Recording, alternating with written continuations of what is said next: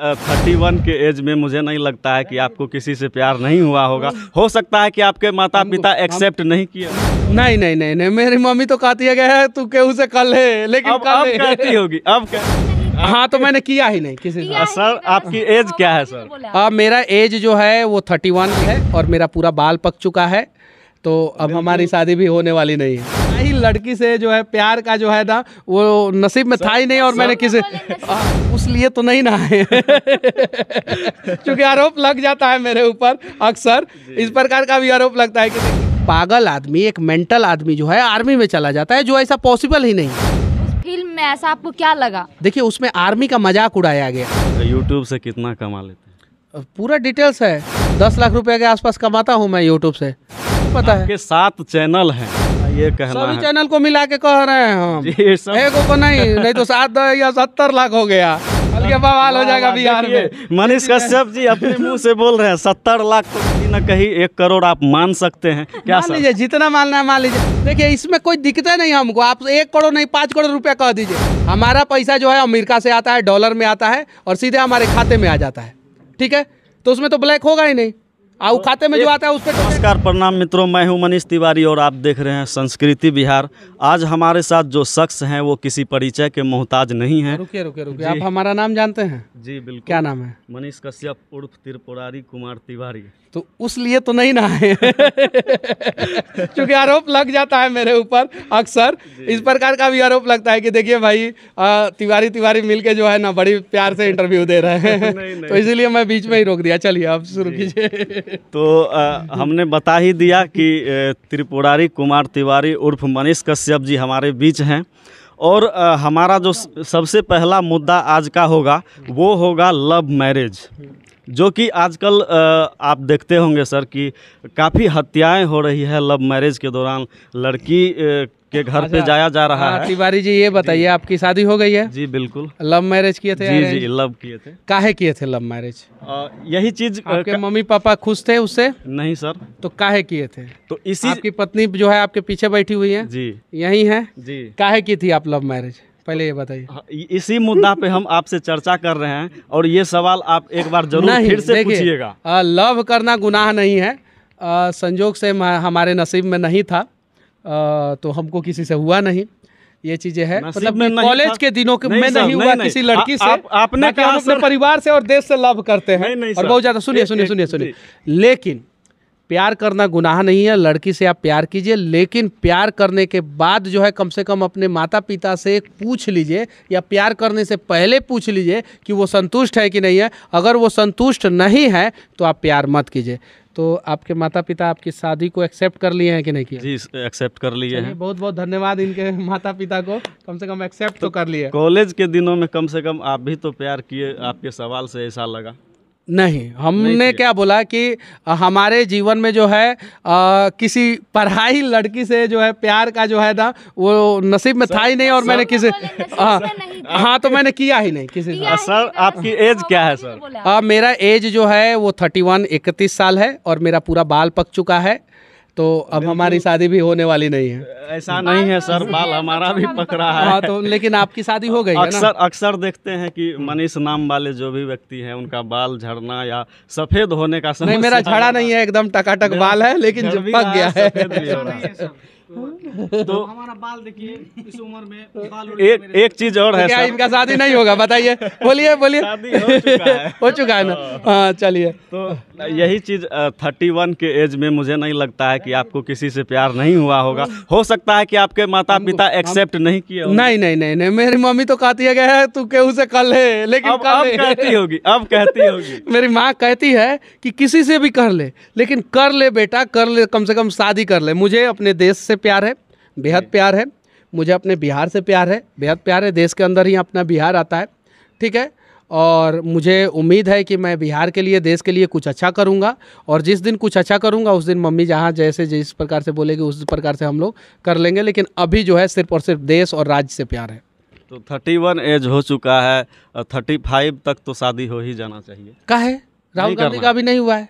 नहीं हुआ है, लेकिन आपको भी नहीं ही करना है। सलमान खान का भी नहीं हुआ है, वो उन्होंने भी नहीं किया है, लेकिन आपको भी यही करना है कि नहीं करना है?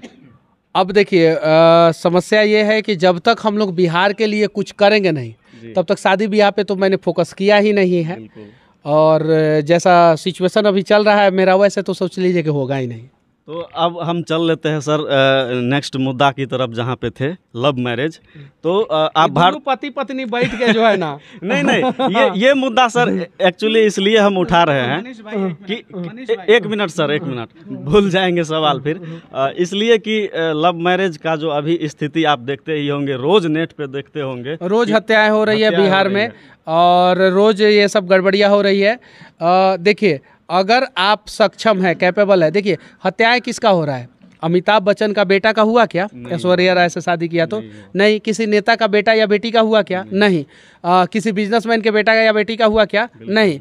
जब वो लोग कैपेबल हैं, अपने पैर पे खड़ा है, अभी कुछ लवंडा छवंडा है, सब नौकरी वोकरी करता नहीं है, सब लड़की वड़की है, सब नौकरी वोकरी करती है सब नहीं। जियो का रिचार्ज कराना है और रात भर गपियाना है, गपियाते गपियाते जो है अपना ज़िंदगी बर्बाद कर लेना। जिस उम्र में आपको अपने पैर पे खड़ा होना चाहिए उस उम्र में आप लौंडियाबाजी या लौंडाबाजी कर रहे हैं, तो कहीं नहीं तो कहीं ये गलत है। आप जो है पैर पे खड़ा हो जाइए, आप अपने माता पिता का सपना पूरा कीजिए और उसके बाद से आप अपने माता पिता से कहिए कि मैं इस लड़की से शादी करना चाहता हूँ और मैं कैपेबल हूँ। देखिए आपके माता पिता कुछ नहीं करेंगे, लेकिन जब आप कैपेबल नहीं रहते हैं और उसके बावजूद माता पिता आपसे बहुत उम्मीद लगा के बैठे रहते हैं, तो उस सिचुएशन में हॉनर किलिंग का बहुत सारा मैटर आता है। हॉनर किलिंग का हम लोग सपोर्ट नहीं करते हैं, कहीं भी नहीं करते हैं, नहीं होना चाहिए। अगर लड़का लड़की अगर मान लीजिए कि गलती कर ही दिया, शादी कर ही रहा है या प्यार कर ही रहा है, उसको आप घर से निकाल दीजिए। हॉनर किलिंग नहीं होना चाहिए, ये चीज़ है। लेकिन जो लड़का लड़की को माँ बाप ने बचपन से, अब यहाँ पे एक लड़की बैठी है इसलिए मैं नहीं बोल रहा हूँ, मतलब कि उनकी गंदगी को साफ किया, पेट में रखा, ठीक है, हर कष्ट को झेला। यहाँ तक कि आप लोगों ने बहुत सारा फोटो देखा होगा, जब पेट में बच्चा रहता है तो पूरा पेट जो है वो फटने लगता है, पूरा चमड़ा जो है यहाँ पे फटने लगता है, सही है कि नहीं, स्ट्रेच आ जाता है। तो उन्होंने अपना हर कुछ कुर्बान कर दिया उस बच्चे और उस बेटा और बेटी के लिए। तो बेटा बेटी प्यार करने से पहले एक बार माँ बाप से तो पूछ ले कि मैं इस लड़की से या लड़का से प्यार करने जा रहा हूँ। सर यहाँ पे एक सवाल ये होगा कि आप भारतीय संविधान को मानते हैं? एकदम बिल्कुल मानते हैं। तो भारतीय संविधान में सर एक चीज़ देखा जाता है कि अगर हम दोनों, मान लीजिए हम दोनों पति पत्नी लव मैरिज किए हैं और जब हम दोनों कोर्ट में खड़े हैं, जज साहब भी वहाँ सामने हैं, लड़की के माता पिता भी सामने हैं और हमारे माता पिता भी सामने हैं, लड़की बोल देती है कि हमें लड़का के घर जाना है, हम उससे प्यार करते हैं, उसी के साथ रहेंगे, तो भारतीय कानून फिर उस लड़की के माता पिता के इज्जत को क्यों नहीं देखता? सुनिए, भारतीय कानून का ये पहलू तो आपने बता दिया जी। भारतीय कानून में लौंडियाबाजी कहाँ लिखा है? लौंडियाबाजी नहीं, लौंडाबाजी कहाँ लिखा है? लेकिन तो काहे की है? लेकिन कहीं नहीं करना चाहिए। जज साहब उसके माता पिता की इज्जत को क्यों नहीं देखते हैं? नहीं, जज साहब लड़के के साथ भेज देते हैं लड़की को। जज साहब जो है ज्यादा समझदार होते हैं। हम देखिए इस भारत पूरा जो है ना वो जज लोगों के ऊपर चल रहा है। हालांकि 1% जज लोग गलत होंगे मैं मानता हूं, लेकिन 99% जज लोग ईमानदार होते हैं। जज लोग का सारा फैसला जो है दलील पे होता है, ठीक है, और दलील के हिसाब से जज को जो भी अच्छा लगता है वो अपने बुद्धि विवेक से बढ़िया काम करते हैं। जज की गलती नहीं है, गलती तो उस बच्चे की है ना जो अपने परिवार को संतुष्ट। जरा ये बताइए, जो प्यार करने से पहले अपने परिवार को जो है राजी नहीं कर पाया कि मैं इस लड़की के साथ रहूंगा या लड़के के साथ रहूंगा, वो क्या जिंदगी भर लड़की या लड़का का साथ निभाएगा? कल को फिर व्हाट्सएप पे किसी और से प्यार हो जाएगा, फेसबुक पे किसी और से प्यार हो जाएगा। और तलाक आज ही के समय में सबसे ज़्यादा हो रहा है। 6 महीना शादी का हुआ नहीं, तब तक लड़की भाग गई, लड़का भाग गया। तो ये चीज़ है। तो अगर आप प्यार कर रहे हैं तो आपके अंदर इतना हिम्मत और शक्ति होना चाहिए कि आप अपने माता पिता को संतुष्ट कर सकें। लेकिन सर 90% तो यही देखा जाता है कि लड़की को लड़का के बेरोजगार ससुरा प्यार करता है, बेरोजगार ही करता है। जो प्यार करता है वो बेरोजगार रह जाता है। और जाके देखिए ज्यादातर जी, तो वो सब कहाँ से मना पाएगा? पहले नौकरी ना करो, पहले अपने पैर पे खड़ा हो जाओ। और जिस दिन अपने पैर पे खड़ा हो जाओगे, नौकरी कर लोगे, सब कुछ हो जाएगा, उसके बाद से जो करता। देखिए मैं इसके पक्ष में हूँ ही नहीं। मैं अगर बाप होता और मेरा बेटा या बेटी जो है मेरे इच्छा के बगैर, मैं उसे बेहद प्यार करता और वो मेरे इच्छा के बगैर जो है कहीं जाके जो है वो खेत में, खलिहान में, होटल में, ओयो रूम में और पार्क में जाके जो है गलत सलत करती, तो मुझे अच्छा नहीं लगता। तो मैं उस बाप के जगह पे रह के सोचता हूँ कि ये गलत है। अगर उसको जो भी करना है मेरे से आए, पूछे कि पिताजी मुझे एक लड़का से प्यार है, क्या मैं उस लड़के से प्यार कर सकती हूँ, या अगर बेटा है तो वो पूछे कि मुझे एक लड़की से प्यार है, मैं डिसाइड करूँगा। चूँकि मैं बाप हूँ तो एक बाप डिसाइड करेगा, ये चीज़ है। बाप को तो इतना तो अधिकार हम बच्चों को तो हम बच्चे तो दे ही सकते हैं ना, एक बाप को दे सकते हैं कि नहीं? लेकिन अधिकार सर छीन क्यों लिया जाता है? नहीं छीना जाता है। कोई भी बाप अपने बेटा से अधिकार छीनना नहीं चाहता, कोई भी माँ जो है अपनी बेटी से अधिकार छीनना नहीं चाहती है। जितना बेटा बेटी जो अपने बाप से नहीं प्यार करता है ना, माँ से नहीं प्यार करता है ना, उससे 1000 गुना लाख गुना ज़्यादा एक बाप और एक माँ जो है ना अपने बच्चों से प्यार करता है। तो पहले प्यार का कदर समझने से पहले अपने माँ बाप के प्यार का कदर जो है जिस दिन समझ में आ जाएगा, उस दिन ये घटना घटेगी ही नहीं, ऐसा कुछ होगा ही नहीं। हालांकि बहुत सारे लोग, प्यार करने वाले लोग जो है ना, मुझे विलन समझते हैं, गुनाहगार समझते हैं, लेकिन मैं उनसे कहना चाहता हूँ जिस दिन उनकी शादी होगी, उनके बच्चे होंगे और उनके बच्चे ये काम करेंगे और उनको बिना बताए काम करेंगे, उस दिन उन्हें यह दर्द का एहसास होगा कि कितना ज़्यादा दर्द होता है, कितना ज़्यादा पीड़ा में एक बाप एक माँ रहती है। जब उनके घर पे कोई आके कहता है कि ए तहार बेटिया के देखनी हो लड़का के साथ, जमीन खिसक जाता है, आत्महत्या कर लेते हैं बहुत सारे माँ बाप। तो इन सब चीज़ों को समझने की ज़रूरत है, और जिस दिन हम लोग समझ जाएंगे, देखिए आप कीजिए लेकिन माँ बाप को खुश करके कीजिए। लेकिन सर आपने कहा कि प्यार माँ बाप से पूछ कर करना चाहिए, ये कहाँ तक संभव लगता है कि हमारे समाज में ऐसा हो पाए? कब तक ऐसा? बिल्कुल संभव है, क्यों नहीं संभव है, एकदम बिल्कुल संभव है। अब बताइए, आप पूछिए फेसबुक पे लोगों से पूछिए कि माँ बाप से पूछ के प्यार करना चाहिए कि नहीं करना चाहिए। 90% बोलेगा सब करना चाहिए, और 90% जो है बिना पूछे करता है सब। लेकिन सब बिना पूछे ही कर रहा है, बताने में क्या हर्ज होता होगा? ऐसा आप अपने एक्सपीरियंस के हिसाब से जब अगर आप कैपेबल हो जाते हैं, देखिए एक एसपी जब प्यार कर लेता है तो जाके पापा हमें प्यार हो गया है इस लड़की से, पापा बोलता है ठीक है भाई, चूंकि वो एसपी है। एक डीएम कर लेता है तो एक डीएसपी, एक सरकारी नौकरी करने वाला कोई भी कर्मचारी बोलता है मुझे इस लड़की से प्यार हो गया, माँ बाप खुश हो जाते हैं। जैसे कि मनीष कश्यप जी के माता जी कह रही है कि किसी से जल्दी से शादी कर लीजिए, इसी तरह। हाँ कहती है कि शादी कर लो भाई, ये चीज़ है। आप अपने पैरों पे खड़ा हो जाइए, आपको कहीं माता पिता जो है नहीं रोकेंगे। माता पिता को ये लगता है कि बिना पैरों पे खड़ा हुए अगर ये प्यार कर लिया, शादी कर लिया तो इसकी ज़िंदगी बर्बाद हो सकती है। ये खुद अभी इसका खुद ठिकाना नहीं है, ये एक लड़की को कहाँ से रख पाएगा, या उस लड़की का ठिकाना नहीं है, वो लड़के को कहाँ से झेल पाएगी। तो इसलिए माता पिता चिंतित रहते हैं। माता पिता अपने लिए चिंतित नहीं रहते हैं, वो दोनों बच्चों के लिए चिंतित रहते हैं।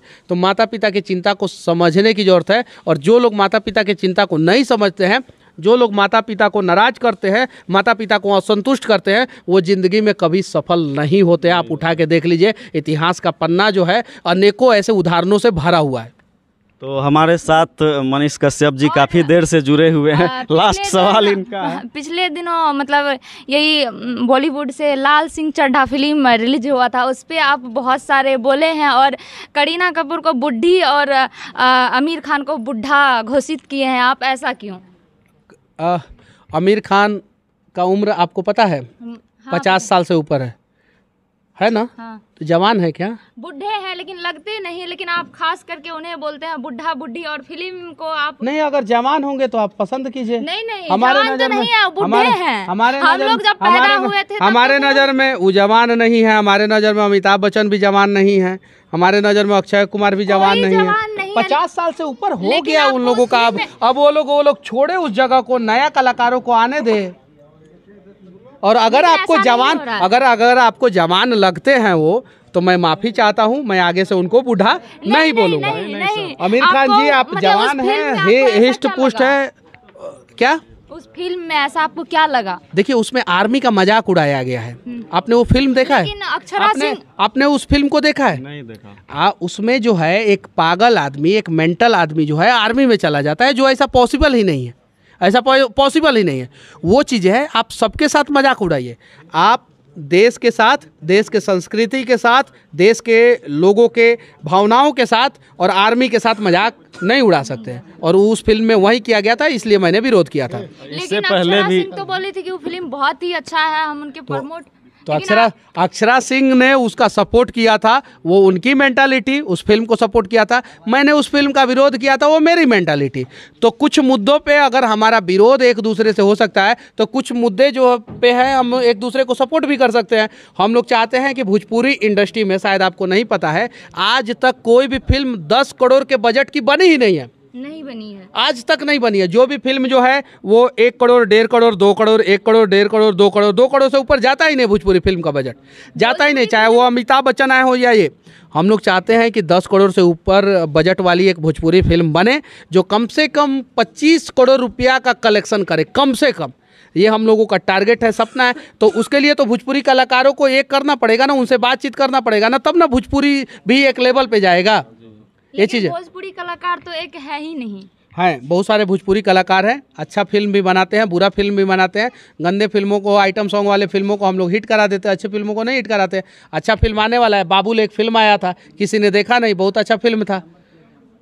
तो अच्छे फिल्मों पे हम लोग चर्चा करेंगे और बुरा फिल्मों का तो विरोध करेंगे ही करेंगे। जी बिल्कुल, इसी तरह से आप हमेशा देश की सेवा करते रहें और हम सब भी इसी तरह से लगे रहें। लास्ट सवाल सर आपसे चाहेंगे, बहुत सारे लोग जानना चाहते हैं लेकिन आप सच्चाई नहीं बताते हैं, आप यूट्यूब से कितना कमा लेते हैं? पूरा डिटेल्स है, 10 लाख रुपए के आसपास कमाता हूँ मैं यूट्यूब से, ये चीज़ है। और किसको नहीं पता है, सबको पता है। आपके 7 चैनल हैं। हाँ। 7, बहुत सारे लोगों का ये कहना सभी है। चैनल को मिला के कह रहे हैं हम, जी, सब- एगो को नहीं तो 7 या 70 लाख हो गया, हल्के बवाल हो जाएगा बिहार में। मनीष कश्यप जी अपने मुंह से बोल रहे हैं 70 लाख, तो कहीं ना कहीं 1 करोड़ आप मान सकते हैं क्या मान सर? लीजिए, जितना मानना है मान लीजिए। देखिए इसमें कोई दिक्कत नहीं हमको, आप 1 करोड़ नहीं 5 करोड़ रुपया कह दीजिए। हमारा पैसा जो है अमेरिका से आता है, डॉलर में आता है और सीधे हमारे खाते में आ जाता है, ठीक है। तो उसमें तो ब्लैक होगा ही नहीं, और खाते में जो आता है उस पर तो टैक्स दे देते हैं हम। एक सवाल सर और पूछना चाहेंगे। उसमें ब्लैक पैसा आता है? नहीं, बिल्कुल आता, नहीं। सीधे अमेरिका आपके से मेहनत का। डॉलर में आएगा, ठीक है ना, और सीधे हमारे खाते में आ जाएगा। सर एक सवाल और तो है, झूठ क्यों बोलेंगे? अभी माइंड में आया है एक सवाल। स्कूल जो हैं, सरकारी स्कूल अभी बहुत दयनीय स्थिति में चल रहा अच्छा, है। इस पे दूसरा बार इंटरव्यू ले लीजिएगा। बस लास्ट है, लास्ट है, इसके बाद सवाल खत्म हो जाएगा मेरा। सरकारी स्कूल काफ़ी दयनीय स्थिति में है, बहुत चीज़ें सरकार प्राइवेट करते जा रही है। क्या सरकारी स्कूल को ही प्राइवेट क्यों नहीं कर देना चाहिए? सरकारी स्कूल प्राइवेटाइजेशन के रास्ते पे निकल पड़ा है, बहुत सारे लोगों को नहीं पता है। लेकिन आप देखिएगा 10 साल बाद जो है सारे सरकारी स्कूल जो है वो प्राइवेट हो चुके होंगे। अस्पताल जो है आंशिक रूप से प्राइवेट हो चुका है। आप एम्स में जाइए, इलाज कराने के लिए जांच का जो है पैसा देना पड़ता है, दवा का भी पैसा देना पड़ता है। IGIMS में चले जाइए, बहुत सारे जगहों पे चले जाइए, बहुत सारे सदर अस्पताल में जो है जांच के लिए पैसा देना पड़ता है। तो उसको आंशिक रूप से बोला जाता है। तो आंशिक रूप से धीरे धीरे स्कूल को भी किया जाएगा और बाद में जो है स्कूल भी प्राइवेट हो ही जाएगा लगभग, जैसा स्थिति जो है सरकार का अभी चल रहा है। और जितना स्पीड में सरकार जो है भारत का विकास कर रहा है, उतना स्पीड में जो है ये भी संभव है। तो लास्ट में सर अपने देशवासियों को, बिहार वासियों को क्या संदेश देंगे? बस बिहार के लिए और देश के लिए ईमानदारी पूर्वक काम करें और ऐसे ही देश को और बिहार को आगे बढ़ाने का प्रयास करें। तो हमारे साथ अभी मनीष कश्यप जी जुड़े हुए थे, आप लोगों ने देखा। और लास्ट में ये जो बोलते हैं वो ज़रूर मैं बुलवाऊंगा, बोल दीजिए सर। जय हिंद। तो जय हिंद मेरे तरफ से भी। आप लोग देखते रहिए संस्कृति बिहार।